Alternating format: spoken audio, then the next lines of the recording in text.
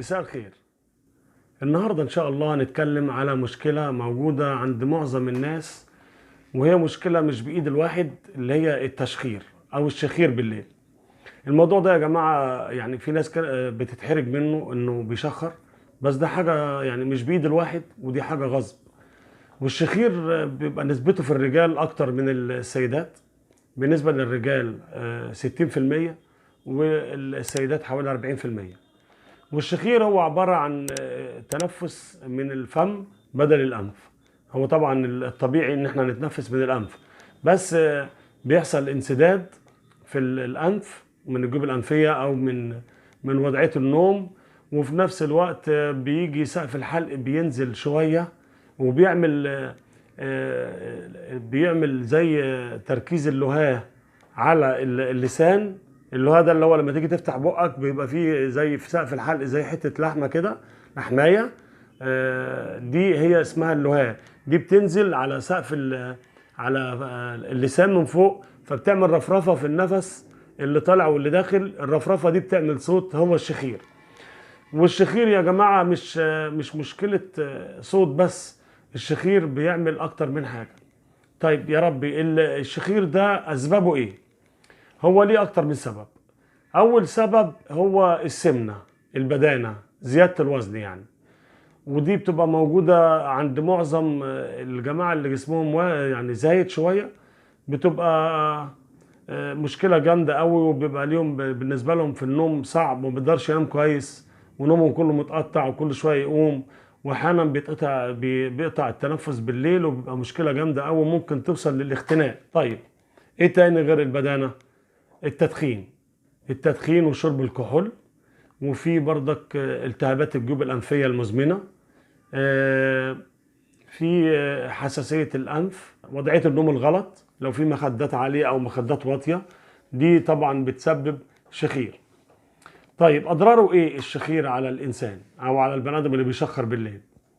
التشخير بيخلي الإنسان طبعا أول حاجة ما بيعرفش ينام كويس.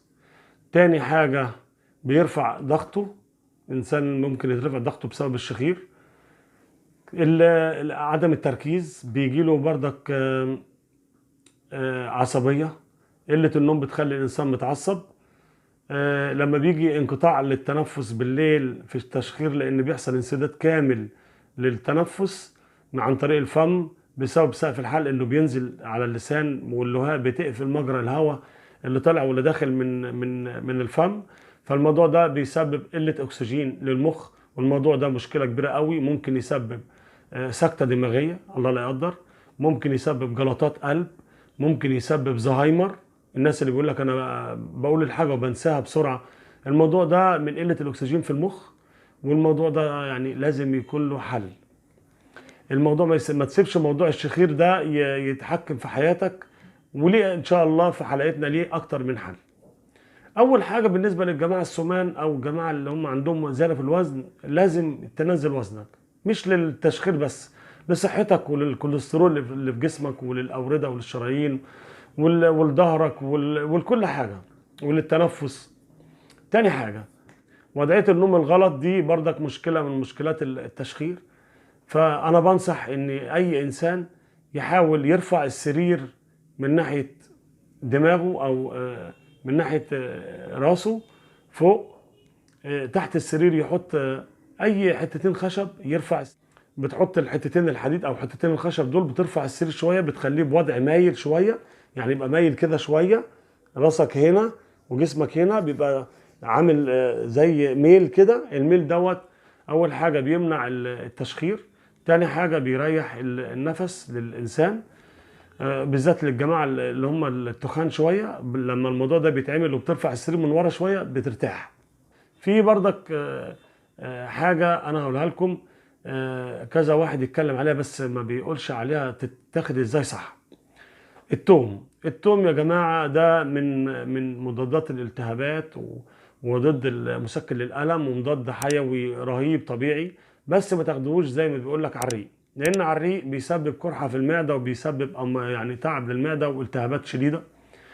احسن حاجه واحسن وقت تاخد فيه التوم قبل النوم. بتجيب 3 فصوص او فصين حسب ما تقدر تستحمل، وتهرسهم بالسكينه او بمعلقه او تدقهم زي ما انت عايز، وتبلعهم بلع، ما تمضغهمش، تبلعهم بلع بميه، بشويه ميه قبل النوم على طول.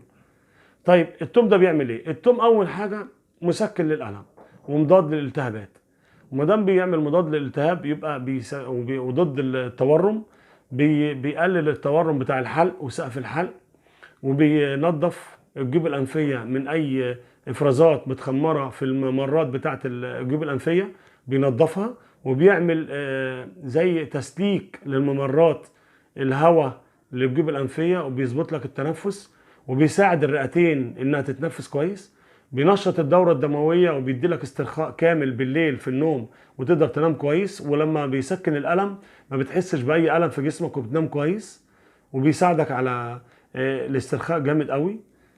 موضوع التوم في كمان علاج تاني، ده بيستعملوه بردك كدهان، زيت النعناع. الجماعة اللي عندهم مشكلة في الجيوب الأنفية بيجيب زيت النعناع وبيدهن نقطة من بره هنا في الأنف، من هنا ومن هنا، نقطة هنا ونقطة هنا، نقطة واحدة قبل النوم بردك، تحط هنا نقطة وهنا نقطة، بس ما تكترش لأنه بيعمل حرقان خفيف. ده بيعمل تسليك بردك لمجرى الهواء، ولما بينظف وبيسلك الهواء بتقدر تتنفس بالليل من انفك وما بتنفسش من الفم يعني، فبيعمل منع للتشخير وبيقلل التشخير خالص يعني. كمان في زيت حبة البركة وزيت السمسم، بتجيبه من عند العطار بنسب متساوية، 20 جرام زيت حبة البركة و20 جرام زيت السمسم، وبتخلطهم على بعض وبتحطهم زي قطارة كده، وبتقطر هنا 3 نقط في الفتحة دي، بترفع دماغك لفوق، بتقطر 3 نقط هنا و3 نقط هنا، وتخلي دماغك ورا شوية، وتحاول تعمل حركة ميل يمين وشمال على أساس إن الزيت اللي اتحط جوه الأنف يملى الجيوب الأنفية، وبيعمل زي بتوصل الزيت لجميع مناطق الجيوب الأنفية. الموضوع ده تستمر عليه حوالي أسبوعين، ال3 نقط في الفتحة دي وال3 نقط في الفتحة دي قبل النوم على طول. والموضوع دوت بعد 15 يوم هيجيب فايدة جامدة قوي، وهيفتح لك ممرات الجيوب الأنفية وهيخليك تتنفس بطريقة كويسة جدا.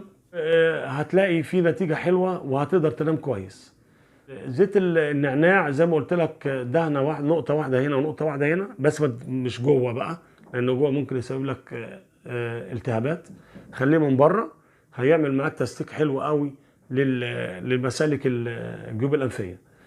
كمان نقص فيتامين ب ونقص الزنك في الجسم بردك، ده بيسبب بردك موضوع الجيوب الأنفية، وبيسبب انسداد مجرى الجيوب الأنفية. فنتناول فيتامين ب، وده موجود في اللحوم والكبدة وكبدة الدجاج، والزنك بردك موجود في اللحوم. بس انا كنت اتكلمت في حلقة قبل كده على اقوى مضاد حيوي للانسان، ومشروب انا اتكلمت عليه في الحلقة دي بالتفصيل، اللي هو المورينجا. والمورينجا دي مليانة فيتامين ب ومليانة زنك ومليانة فيتامين سي، وفيها جميع الفيتامينات والمعادن اللي محتاجها الجسم لرفع المناعة. والموضوع ده هيريحك جدا. فنشرب كوبايه او كوبايتين كل يوم من المورينجا، وزائد ان بالليل قبل النوم ناخد 3 فصوص توم نهرسهم ونبلعهم بشويه ميه. هتلاقوا فايده كبيره قوي يا جماعه من التوم دوت، ومضاد حيوي رهيب. واللي مش مستحمل التوم الفريش ممكن يجيب برشام من الصيدليه، برشام توم، بس انا بفضل الفريش لان بيبقى فايدته اقوى، لان ماده الاليسين اللي موجوده في التوم اللي هي بتبقى ليها رائحه كريهه شويه من الفم، دي هي اللي فيها الفايده كلها. وطبعا لما بتنام وتقوم وتغسل سنانك بالمعجون، او الصبح بتاخد حبيتين قرنفل على الريق تحطهم على اسنانك، بتضيع الريحه تماما وما تبقاش فيه اي ريحه من التوم، وبيستفاد بها الجسم، وبيبقى منشط كامل لجسمك وللدوره الدمويه بالليل، وبيعمل ديتوكس للكبد يا جماعه، وبينظف الدهون اللي موجوده. التوم ده معجزه من معجزات الله، بينظف الكبد من السموم ومن الدهون المتراكمه فيه، بيبقى ديتوكس للكبد كامل، بينظفه من جميع السموم اللي فيه. فيا ريت التوم لو خدناه ناخده قبل النوم، لان الموضوع دوت ليه فايده كبيره قوي. يا رب يكون الفيديو عجبكم، ويا رب تكونوا استفدتوا، وزي ما قلت لكم بدات تستريح فيها، ونحاول ننام على جنبنا اليمين على قد ما نقدر علشان الوضعيه الصحيحه للنوم، ونقلل الشخير، ونبتدي ببرنامج غذائي كامل اللي وزنه زايد ينزل علشان صحته. يا رب تكونوا بصحة وعافية على الدوام. كان معاكم أبو رنا من قناة أبو رنا الأصلي. يا رب يكون الفيديو عجبكم ويكون خفيف على قلبكم. كان معاكم أبو رنا من قناة أبو رنا الأصلي. زر الاشتراك يا جماعة ولايك علشان تدعمونا في القناة بتاعتنا. ويا رب يكون الفيديو عجبكم. أشوفكم على خير وربنا يكون معاكم. مع السلامة.